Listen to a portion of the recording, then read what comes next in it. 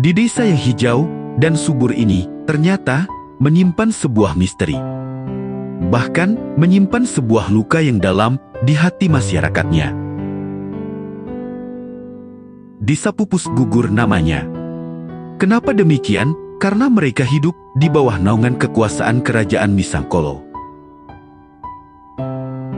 Kerajaan Misangkolo dipimpin oleh seorang raja yang sangat kejam dan brutal kala itu. Raja Tadahkolo Srenggi namanya. Kebalikannya, dia mempunyai seorang permaisuri yang cantik, lembut, dan baik hati. Dwi Sekar Arum namanya. Sang permaisuri sering diam-diam menolong atau memberi bantuan kepada rakyatnya yang sedang dilanda kesusahan. Di dalam istana, sementara sang raja memanggil Panglima. Panglima Gentowiryo, cepat kemari. Siap, menghadap Badinda. Cepat ke desa, tarik upeti sebanyak-banyaknya. Jika melawan, cambuk dia. Baik, Badinda. Setelah itu, Panglima dan rombongan pun segera berangkat. Sesampai di desa, Panglima segera menghampiri setiap rumah ataupun pedagang untuk menarik upeti. Dia sangat kejam mengambil uang, kalau tidak ada, bahkan tak segan menghancurkan dagangan mereka. Hingga sampai rumah orang tua miskin pun tak luput dari sasarannya. Di waktu itu, tak sengaja seorang pengembara yang sedang lewat menyaksikan kejadian itu. Pengembara itu lalu berkata pada mereka, Maaf Tuan, jangan begitu sama orang tua, kalian kejam sekali. Kamu siapa? Berani nasihati kami? Aku pengembara yang sedang lewat. Jangan ikut campur, aku hanya diperintah raja. Kalau begitu, kamu juga harus bayar, karena sudah melewati daerah kami. Sambil membayar, pengembara itu berkata, Tabiat rajamu sangat buruk, dia tidak hanya buruk hatinya, dia juga akan buruk wajahnya.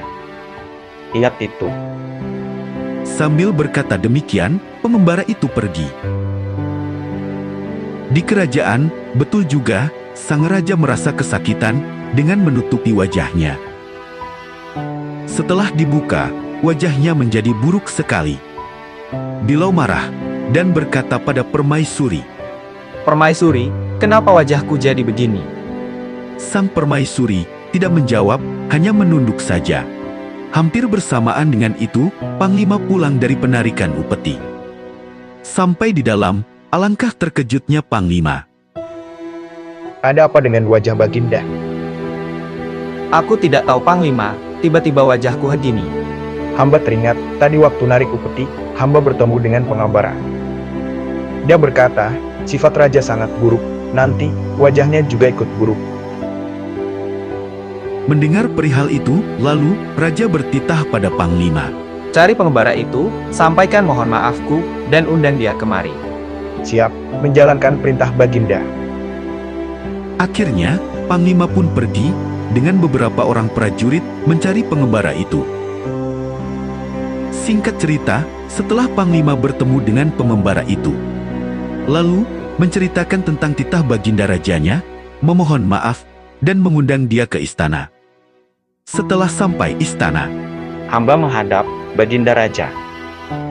Jangan sungkan Kisanak, aku minta maaf atas perilakuku padamu. Wajahku jadi buruk begini, bagaimana bisa pulih seperti semula Kisanak? Itu mudah Baginda. Ubah perilaku Baginda, dan jadilah dermawan pada semua orang.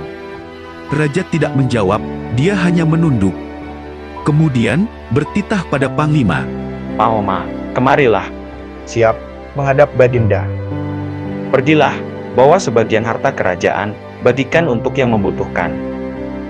Dan, beri juga bekal untuk pengembara ini, dalam perjalanan. Siap, melaksanakan perintah. Setelah pengembara itu pergi, dan Panglima itu berangkat, raja merasakan kesakitan kembali pada wajahnya. Setelah dibuka tangannya, wajah raja menjadi tampan, lebih tampan dari sebelumnya.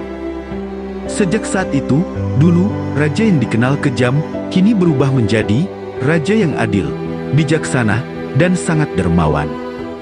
Kini rakyatnya menjadi makmur dan sejahtera. Sebegitu juga sang raja hidup bahagia bersama keluarga dan permaisurinya. Pemirsa, cukup sekian dari kami. Semoga terhibur. Dan terima kasih atas perhatiannya.